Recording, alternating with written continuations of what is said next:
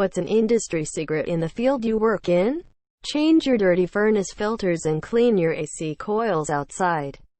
These make up an easy 30% of my calls for no heat cooling. Edit: more attention than I thought.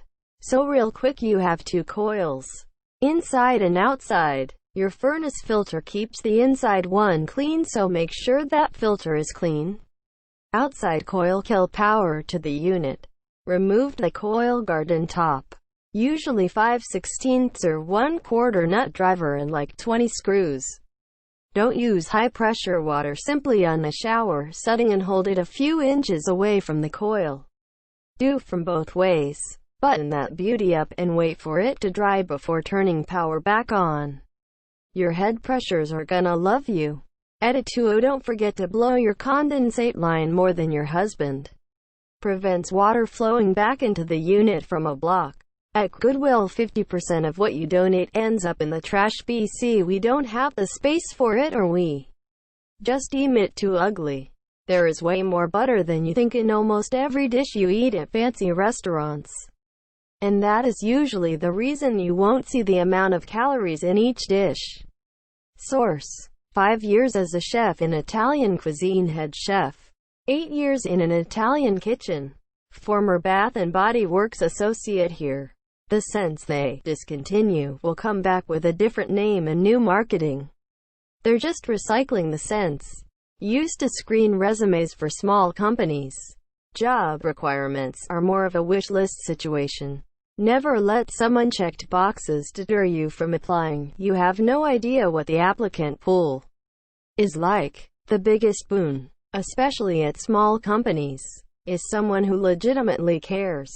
Former aircraft fueler. Don't check your pets in kennels. Especia, LLY, in summer or winter. They are submitted to some very harsh environments. Left on belt loaders in the sweltering heat right next to a running up who that's loud enough to deafen human ears, let alone a dog's. It's terrible. I always feel so sorry for the monsieur.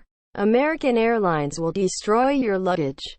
They get overloaded on carts, fall off on the way to the plane, and are left there to get run over by tankers and, yes, fuelers, and rained on. Then dragged to the edge of the ramp to sit all night while you arrive at your destination and wonder where the hell your bags are. If your departure is delayed, 90% of the time it's us, the fueler.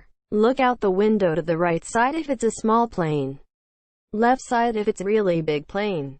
If there's a truck sitting under the wing, we're the reason you're late.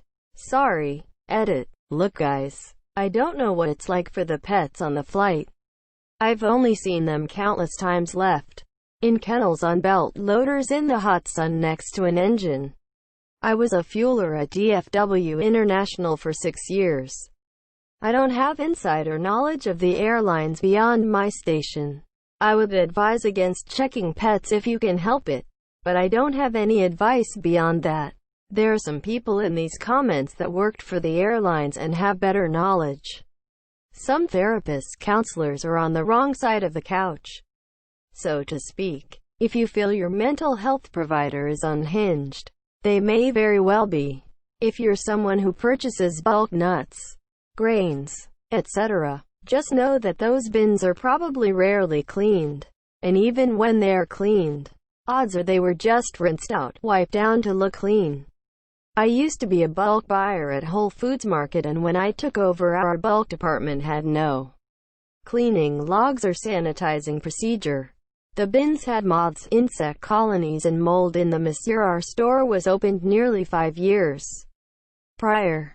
The cheapest bottle of wine in the restaurant has the biggest markup.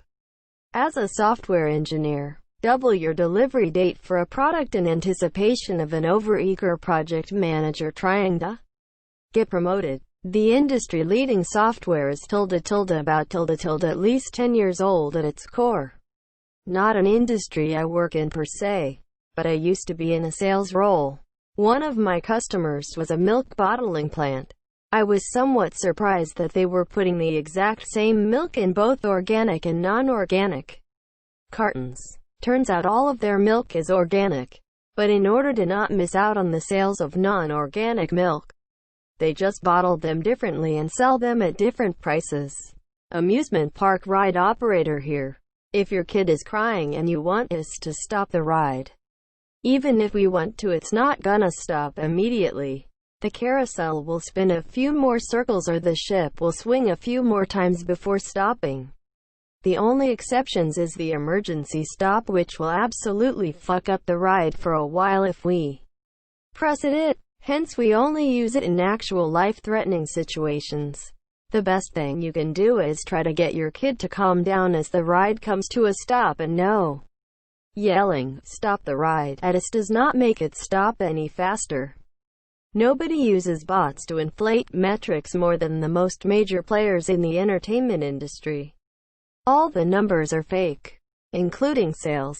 At Goodwill, we don't clean anything that we sell, and we get some really gross stuff that touches everything else, so next time you buy something from Goodwill, wash it well. If in doubt, lubricate. I'm a machinist, healthcare, homemaker. If your grandparent or parent gets in home care, please know that your family member could live in a cockroach-infested house and not have to move.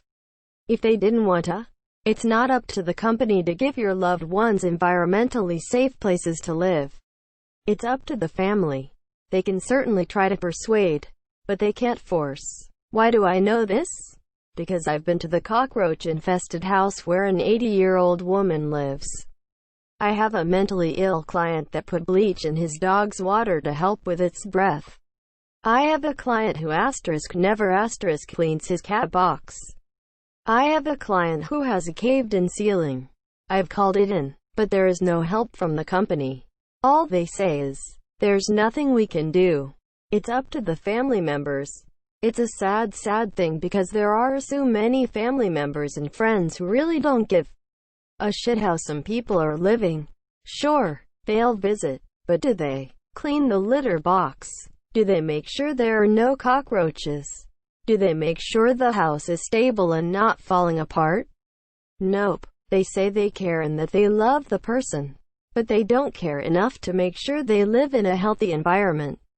It really worries me, because if I imagine my own mother having such a deteriorated mind and there were no other family members to help her, she could live in a run-down, cockroach-infested house if she was stubborn enough. It frustrates me, because whereas the client does have rights, should they really have the right to live somewhere where their health could be at risk? Where their caregivers could be at risk as well?